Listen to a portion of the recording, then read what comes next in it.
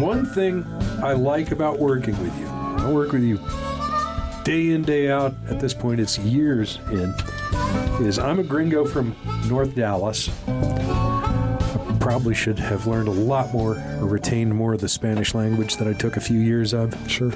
I've lived every day of my life in Tejas, Los Angeles, Santa Fe, and I'm fucking white as all get out. Excuse me, where is it? I'll do this. White as all get out. And you're Latino, you speak Spanish, you grew up in Santa Fe, you're making a face. Am I characterizing you? Or? No, man. It's something, my dad grew up and he raised a generation to kind of not be proud of that. So, right. I kind of wear that as as something to be proud of. It's not a lot of people embrace that, and it's something, to embrace and to be proud of for me. That, you know what? I have heard that my dad was a Korean war guy, and so was your dad. Isn't that right? Yep. And I have heard that for sort of that generation, English was sort of the second language-ish in the home, that was hidden and run away from, and that's really not the world I grew up in. Yeah, they didn't have the opportunity that we have by, just simply being bilingual, by being culturally aware of, where you came from. Again, New Mexico, not only does it have the Hispano culture, but we're rich in Native American culture, and we're one of the most oldest indigenous people on the face of the planet, aside from the Mayans. So, when you allow yourself to really embrace that, it's a good experience. But one thing you and I have in common is we're both sober alcoholic addicts. I don't mean to characterize you, but that's what I am. And, well, it's funny because it's that connection that allowed me to even embrace my culture. What do you mean? Well, until, I was, I began to approach sobriety, did I even be able to see past my own nose and see cultural values, see, just history that's not only just in my family, but in the town, in the state that I live in. You're talking kind of the history of alcoholism and drug addiction, or you meant something entirely different? No, so in other words, I couldn't even give myself a chance to get educated on my culture, on my area until I approached recovery, because I couldn't see past my own nose. Okay. I couldn't put a bottle down long enough to, again, get aware and get educated on what was really going on in my culture. Okay. And, there's an old saying that a fish doesn't know anything about water. Mm-hmm. and that's absolutely true. I think travel helps. I think when you've seen some of the world, you're like, it ain't all North Dallas. Mm-hmm. Yeah. We work at a place called the Friendship Club in Santa Fe, New Mexico, and a whole section of our building here is devoted to our pals, the Renacer, and I don't like how I say it. Grupo Renacer. Means rebirth. Rebirth, in Spanish. And it's a 12-step, section where it's primarily Spanish speaking. Yeah, the big book actually, has a sentence that says we were reborn, right, or something to that extent. I thought you were going to say whether it's the 12 steps or 12 pasos or Yep. They take a little stat. He was even whiter than me, LW. So Grupo Renacer is, one of many groups that are, being housed at the Friendship Club and expanding the reach of our mission statement. It's really neat. And I've got some folks that attend those meetings that are friends of mine, like friends, not just figure of speech, like you. And once there's a level of trust built and I can ask some questions because I don't fucking know the answer. Excuse me. I don't get this whole bleeping thing. I'm a little late. I say fuck and then 30 seconds later. So allow for that. Rewind and bleep it yourself. Yep. Go bleep yourself. So once it's you or Alvaro or Clarissa, one of these folks that they know my heart, and they know I'm not coming at them. I do have questions, and one thing I've asked each of my friends is, I hear that it's in some ways, I'll use the word harder for someone in the Latino community to seek and get help for recovery from addiction, and nobody's ever said no, that's not true. They all say, yep, but I'm not sure I'm equipped to understand the full answer. You want to take a crack at it? I think there is a barrier there, especially for women. Latino women have a really hard time to, approach recovery if there's a problem with that individual.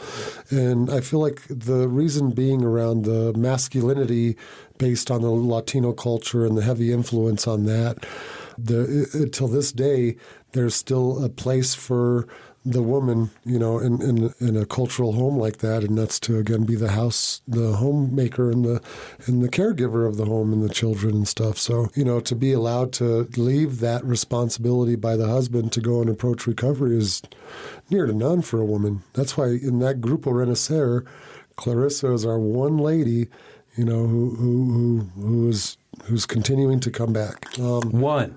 And in the other meetings, it's fully 50-50. I mean, I couldn't say it exactly, but damn well it's about 50-50, right? Right, yeah. Right. As far as like my opinion on the male approach and the Spanish-speaking recovery side, I feel like, when we're approached by those in whom the problem had been solved, when you find a good, what they call in Spanish, a good padrino, right, a good sponsor who has, had an experience with the 12 steps, had an experience with the meetings, with the sponsorship, and, that's somebody who can carry the message to another alcoholic. I don't care what language they speak. What I want to get to today, thank you. Yeah. Some people call it the trifecta. Some say we have a threefold disease: Thanksgiving, Christmas, and New Year's. And I do know that, because I work in the field, I do know that there's a lot of relapse around this time of year. Mm-hmm. And I know there's such a thing as seasonal sort of depression, and we just set our clocks back. Now the sun goes down at about 3:30 in the afternoon. I just got done with a jiu-jitsu class, and I'm talking to a peer of mine, and it's like, we don't want to train at 6 p.m. because that's when the sun's going down, and my body is naturally shutting down and wanting to sleep. So I'm trying to get all my activities in by 2 p.m., that way I can get ready to have dinner and go to bed by 7, 8 o'clock at night. We both got sober in October, no? Yes. Okay, well... Nobody gets sober in October. I was thrown into a place, and so I didn't plan my recovery. Same, man. I was tricked into all of this. But I did find myself, and I'll tell this: when I was in a hospital in California, I had a week sober, something like that. Yeah, maybe 2. I used to attend a large meeting of people that were inpatients or recently released from that recovery place. It was an alumni meeting. And they would start every meeting by handing out the recovery chips. And here it was, it was like this time of year, first week in November. They said, anybody need a newcomer chip? And one of the people we knew got up and got in line to get a newcomer. I was like, oh, bummer. And they grabbed a chip and they said, yeah, I went to a Halloween party. And I walked in, and right at the front door was a big old bowl of ecstasy. Now, I'll interject here, Mario. I don't know. I would know ecstasy if you handed me 6,000. I don't know what they looked like. It was after my time. Yeah. But these guys knew it. And so the next person in line said, I was with him. The third person in line was a girl, and she goes, yeah, I was with these two. And they're all grabbing newcomer chips. So they all went out together on Halloween night. Oh, wow. By going out, I mean they relapsed. That's program talk, going out. And... I know that by the time Thanksgiving came around, I was still in either inpatient or had just moved into a sober living house. First round of holidays sober. And I remember finding myself leaning against a fence in a backyard barbecue. And I turned next to the guy next to me. I said, what do you do with these things? He said, I have no idea. So it wasn't that we were thinking about relapsing or thinking a way to get our hands on stuff. We just didn't know what to do. I felt like my pants were on backwards and my hands were too big and people were staring at me, just completely self-conscious, completely, what do they call it, stark raving sober, and zero experience being sober at Thanksgiving. Halloween, Thanksgiving. And do you loop Halloween week in with Day of the Dead? Yeah, it's kind of a part of that whole, 2 weeks. I don't really celebrate Day of the Dead. It seemed like they were a few days apart. I recently moved up to northern New Mexico in Velarde, and so we do a lot of our commerce shopping in Espanola, and there is a heavy pitch in that community around Day of the Dead. Can you just, tell me about that? I didn't grow up with anything. Yeah, like that. so, if we go and have dinner tonight at a local restaurant in Espanola tonight, you'll see a table dedicated to people who have passed. And so photographs and mementos? Photographs, mementos, and of course, candles, and they decorate those specific looking skulls. And yeah, they call them, I think, sugar skulls or something like that. Yes, right. They're kind of cool looking. Yeah, it's really I'm not into that whole skull, tattoo thing. I don't have any strong feelings about it, but those particular designs are kind of groovy to me. And again, I beg your pardon for lack of understanding exactly what they celebrate, but I do believe that again they're keeping their memory of their loved ones alive. Sure. And keeping them a part of their family. Yeah. Yep. But it's just kind of a specific way of doing it. I can't remember the last funeral I went to that wasn't billed as a celebration of their life. That's an it's 2025, and that's a common way of looking at a memorial service, but these cats have been at it for a long time. They've had a name for it and logos and stuff. And there's a cute little cartoon that even came about around it. And again, apparently if you don't commit to remembering them, then they're forgotten about. So, in a sense that the sticking to the practice of putting these altars up every year around Day of the Dead keeps their spirit alive. Well, that's, I've heard it said, I don't know where, that when a person is really and truly dead and gone is the last time their name gets used. Like, I don't know my great-great-great-grandpa's name. Never heard it, wouldn't know it if you told it to me. So he's gone. But, my loved ones who have passed in the last 5-10 years, I think about and talk about all the time, they're still right here with me. Absolutely. Okay, so is it a big drunken bacchanalia Day of the Dead? Not necessarily. It's more honor and respect. I feel like family. Yeah, absolutely, family. You will find altars where there's a little cup of wine, being offered to the person that's being Catholic connection there. Sure, exactly. Okay. And of course, I feel like that's where people like you and I come in and celebrate a little too much, too excessively. You think with that wine and offering, to our loved one who's deceased. There were a few priests in my rehab, and they didn't get that nose bobbing for apples. Yeah. There's lots of wine inside the Catholic Church. Yeah. Comparable to the crash of a jumbo jet. The buildings are on fire and the people are on fire and the property's on fire. And the only thing that's intact is the black box playing over and over and over and over again what happened right at the end. So with that said, again, I feel like coming into this trifecta of holiday season and we're sitting here diving into how can we offer something tangible to our community and in the resources that we give here at the Friendship Club to give them something to do during the holidays. Yep, that's what I'm saying. That How Thanksgiving are we filling thing? the gaps for folks? And for many, here's what I remember about these holidays. And by the way, I'm not a sports guy, but my sponsor, his last debauch began on Super Bowl Sunday. And that's a drinking son of a bitch for a lot of people. Those huge ball games in the wintertime. I couldn't watch football my first year while I was figuring things out. Because I just associated having a beer in hand and football. And of course, I didn't even know the group of individuals who enjoyed football without a drink in their hand yet. And again, I was still coming to know people. I was still coming to, like you said, in that first year, just know how to be in my skin sober.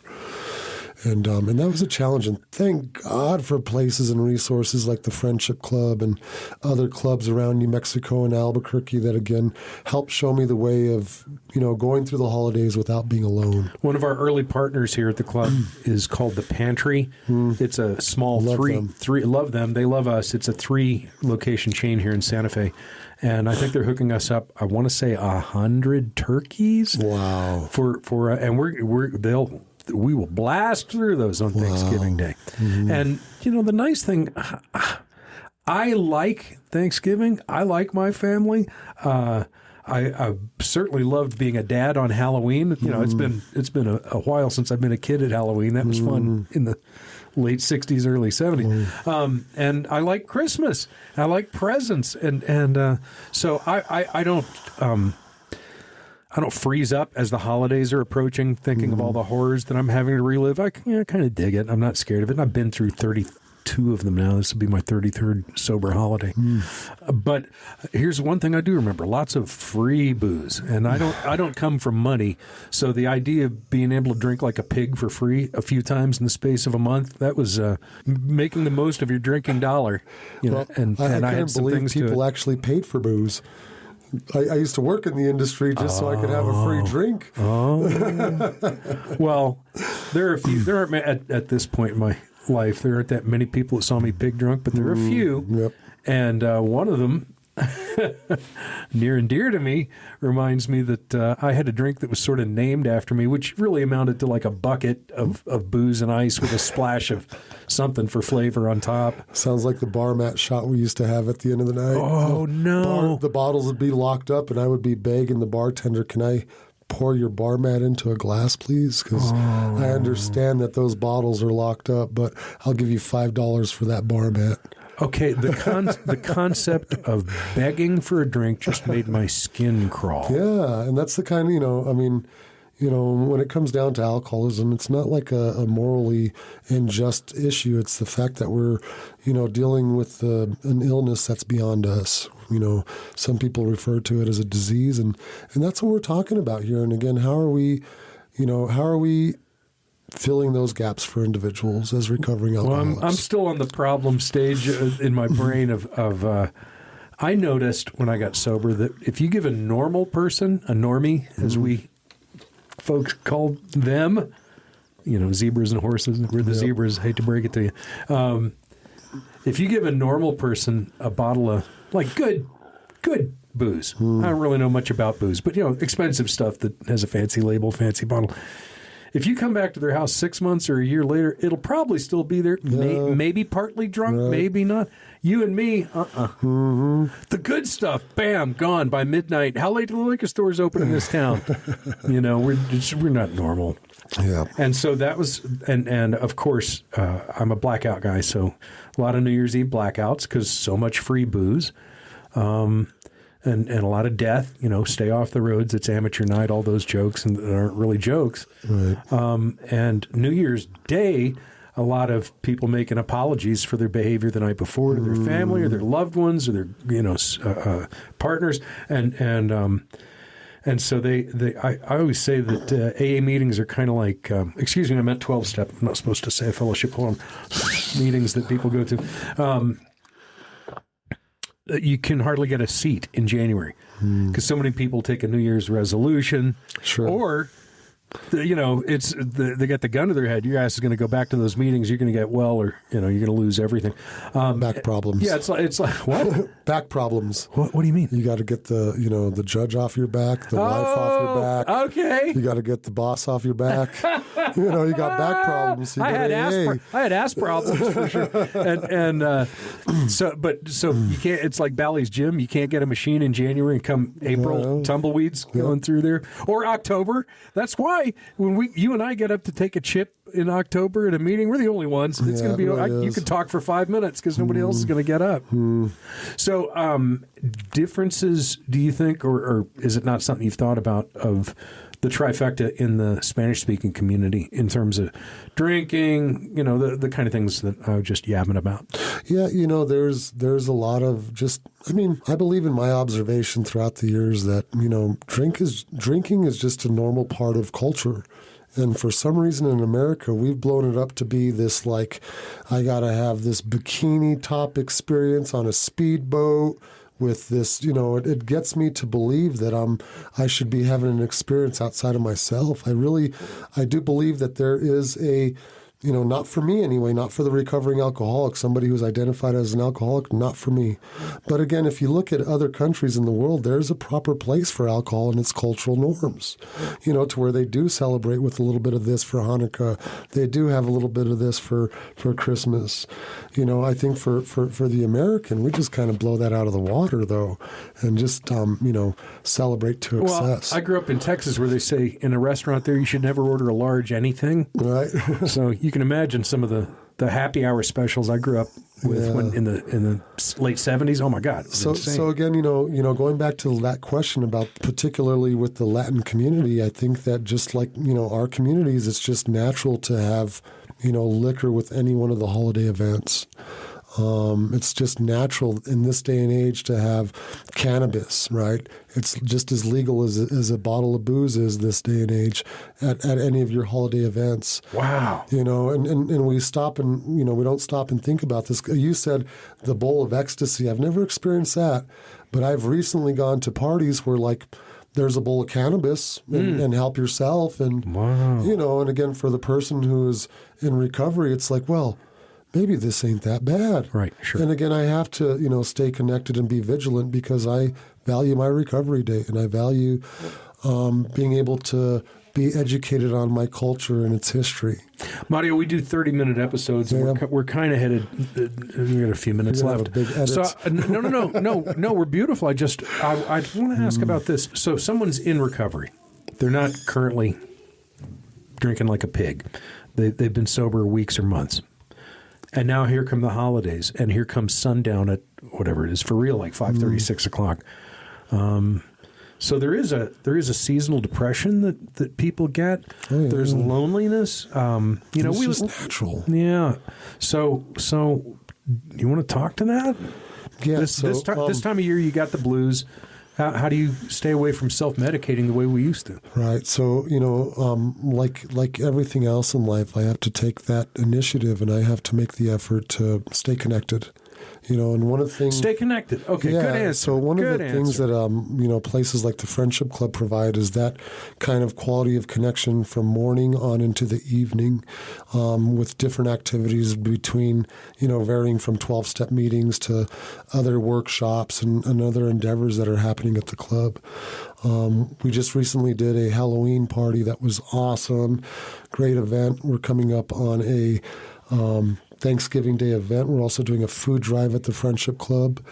We're housing a IOP program called Tribal Lights, which enables... What's IOP? IOP means Intensive Outpatient Program. So not spending a whole lot of time on Tribal Lights. The bottom line is it enables the club to be open from 6:30 a.m. until 1:30 p.m.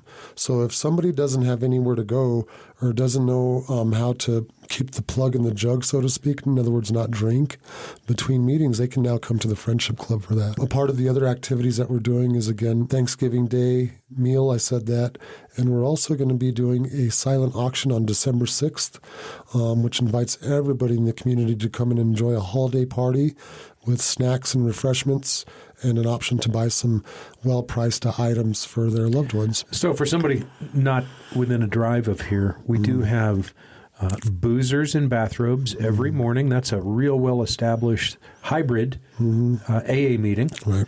That for nobody's on Mountain Time, but we are. Mountain Time, if you don't know what that is, it's basically Denver and us and nobody else. And for part of the year, I guess Phoenix, because they don't do daylight set. What a mess. But anyhow, early in the morning, it's 7 a.m. our time on weekdays and 8 a.m. weekends. Boozers in bathrobes. Very easy to find. Just look it up on your phone. Boozers in bathrobes. Early in the morning, you can catch a meeting here. And we have other, if you go to the Friendship Club website, there are other Zoom meetings available. But really, this is life and death, y'all. The stakes are high. Whether no matter where you are, no matter what time it is, if you're needing to talk to somebody or reach out, look for a Zoom meeting, a 12-step Zoom meeting. There's billions of them all over the world with every kind of ones that lean towards the gay and lesbian community, ones that, different languages, different time zones, and whatever it is that would make you feel more likely to click on your computer and hear some message and get connected. It's a two-way street. It is. It really is. I got to tell you, there's a word in the first step of almost every 12-step recovery, and it was, for me, the introduction to a power greater than myself, right? And it was we. It was we. And I didn't know what that meant for a long time, so I had to keep coming back. Again, I want to also remind you that along with the December 6th activity, we're going to be doing Christmas Day cookies and tea and refreshments at the Friendship Club. And we're going to also be having a great New Year's Eve party with an alkathon. If you don't know what an alkathon is, we're going to have AA meetings from 6 p.m. all the way until midnight. So, we're gonna Zoom those this year? Yeah, we're hoping to Zoom that and make Great. that an option. Great. Thank you. And yeah, so again, as you move into the holidays, as we move into the holidays, know that there is a place at the Friendship Club for you, and we'd like to open our arms and invite you to come on in and join us. Well, I guess if I could get one thought out there, it would be call your sponsor. Call your sponsor. And what it's easy to forget is how much it helps them. Yeah. We can't cure addiction, but you don't have to relapse, and you don't have to go through this alone. Faux show. I agree. Happy holidays, amigo. Happy holidays, guys.